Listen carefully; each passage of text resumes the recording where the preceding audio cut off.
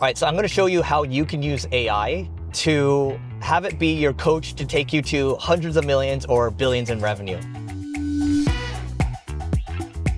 One thing I've been doing recently is whatever LLM you're using, could be ChatGPT or something else. In this case, I use ChatGPT, but I actually asked my friend to run this prompt. And the prompt is basically, tell me the brutal truth about what you think is holding me back from reaching whatever outcome. So in his case, I said, why don't you just ask it, what do you think it's holding you back from reaching $1 million a year in, take home? And he asked the question, and it basically outlined everything that he does, the company he works at, the other things that he works on. And he's not really much of a prolific content creator, but it still found out a lot about him, and it actually informed him pretty correctly on the brutal truth on what he needs to do. I actually ran this for my friend as well, for his company, on what's stopping them from reaching $1 billion a year in revenue. And I also asked it what it thinks about, the 3 potential outcomes I have in the next 2 decades or so. And it basically explained the rationale behind each one. And then it told me one really interesting thing. It said, look, you've got the know-how, you understand what to do strategically. And even though you've gotten way better at focus in the last couple of years, you still could do better with focus. And so I tested it. I was like,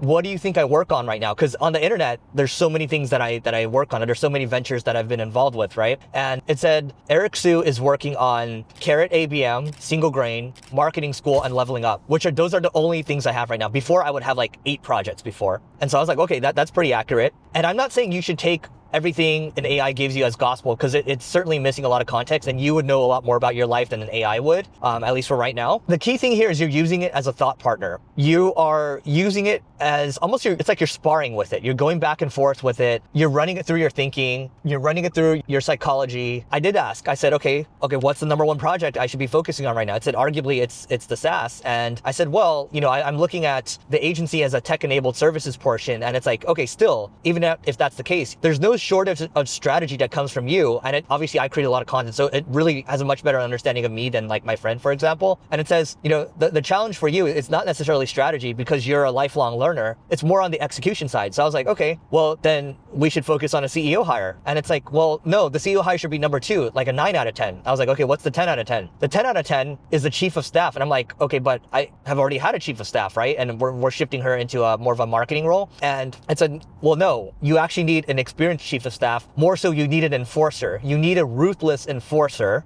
Okay, ideally someone that knows how to be kind and firm. That is exactly right, because the issue right now is there are a lot of things to clean up on both the software side and then the other things that I do. But to have someone come in, set the processes that I want and firm them up before a CEO comes in, because the CEO is going to want to do it their way, right?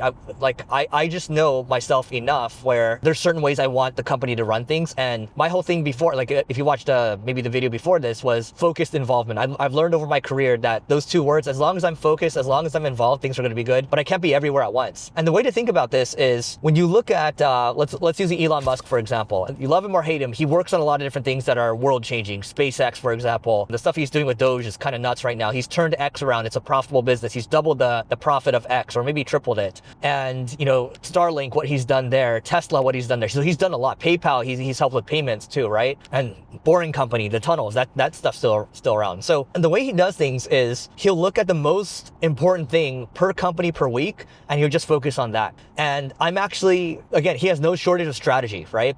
It's more so he needs to make sure that people are fixing these things and making sure that those things stay fixed, right? The thing that bothers me the most, and this might not be for everyone, I'm pretty sure this bothers a lot of people, but like having to fix something and refix it. And there'll be periods of time where like I have to do that, right? But having not just a chief of staff, but someone that's been there, done that in that role for 5+ years or so, that knows what it's like to work with a CEO, understands what makes me tick, what doesn't, and knows how to be firm but kind. I'm going to lead with firm first, and then I think the kind part second. Because when you're going to be an enforcer, you can't rub people the wrong way, right? You have to play the long game. You have to think relationships with people. I thought that was interesting. And Neil and I, we had a debate on the podcast about this. Obviously, Neil tends to think in more absolutes, and he was like, well, no, I think that's the wrong way of thinking. You should get the CEO first or whatever. But he's not much of a people manager / operator. He doesn't really care about how things are ran from like a process standpoint. I do care more about that. And so to him, it doesn't matter, right? So, to him, it's black and white. Like whatever's right to him, whatever's worked for him, like that's right? But in my mind, I'm like, okay, I also know what works for me. And so last vlog, I kind of talked about being true to yourself, and you have to understand what works for you, right? So when he does something a certain way or I do something a certain way, and he'll agree to this when we're not debating about something, but there's no necessarily right or wrong way to do things.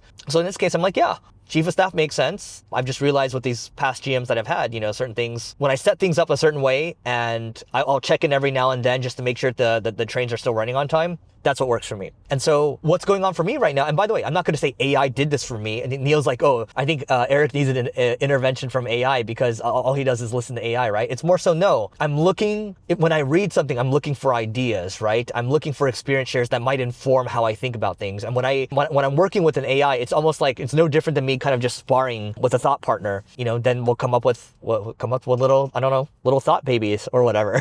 And it gave me pretty good outcomes, for my next 2 decades or so. I would highly recommend you test out this prompt with it. What's the brutal truth behind this industry over here? Where do you think it's going? You can use deep research, right? Or if you do have some type of presence online, you can ask it to kind of fill in the blank on what it thinks will happen with you. And then you can just continue to give it more context and go back and forth. Again, your mileage may vary. I'm not saying this is perfect at all, but I'm saying this is another tool in your belt to help make you stronger because you now have, as of this recording, AI is like about 130 IQ. It's in your pocket. It'll go up to 145 and then it'll become, super genius. And that's exciting. LinkedIn ads are great, but let me give you the bad news first. The bad news is that you can't personalize the ads and you can't scale out the ads as quickly. The good news is if you're in the B2B space, you're doing account-based marketing, we have a solution for you called Carrot. That's Karrot. And the good news is that you can create a lot of these campaigns with the click of a button. You can personalize the ads, and there's a whole host of new things that are coming. If you want to get on the wait list, just go to carrot.ai. Again, it's carrot.ai, and we'll see you on the other side.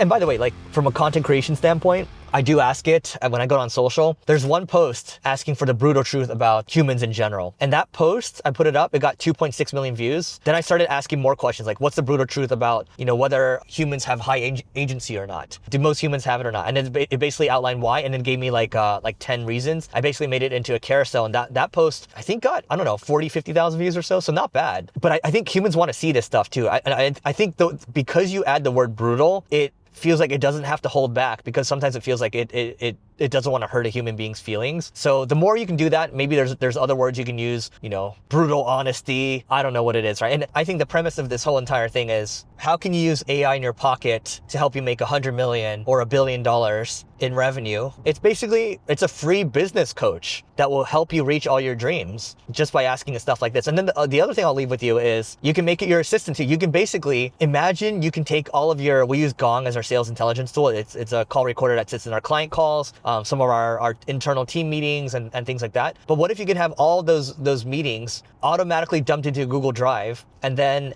you can have an AI review all the transcripts and then tell you if things are on track or off track based on the targets that you're trying to hit. So it's basically like an assistant that's your eyes and your ears across your organization. So you can definitely do that. You can take your financials, or in my case, I was looking at one M&A deal. The company, they were declining the last 3 years. I couldn't justify putting a down payment in. And even if I took the company on, it would still be a lot of work. And Neil actually made a good point when we did a podcast basically saying, I take this company on, if I wanted to sell in 3, 4, 5 years, it would bring my numbers down, right? And it would affect the multiple, but I'm not looking to sell in the next couple of years at the very least. And so I'm looking to play this for a multi-decade game. So it helped me come up with 10 different structures, and I liked 3 of the structure ideas, and then I continued to work with it that way. Or I had it map out my business. There's a great book called Thinking in Systems, and it shows like different systems you have within your business. When you have different systems, there will be different bottlenecks. Sometimes different systems in your business will be broken. By asking Claude to map out the systems in my business, it showed where it thought the bottlenecks were, and it actually did a really good job.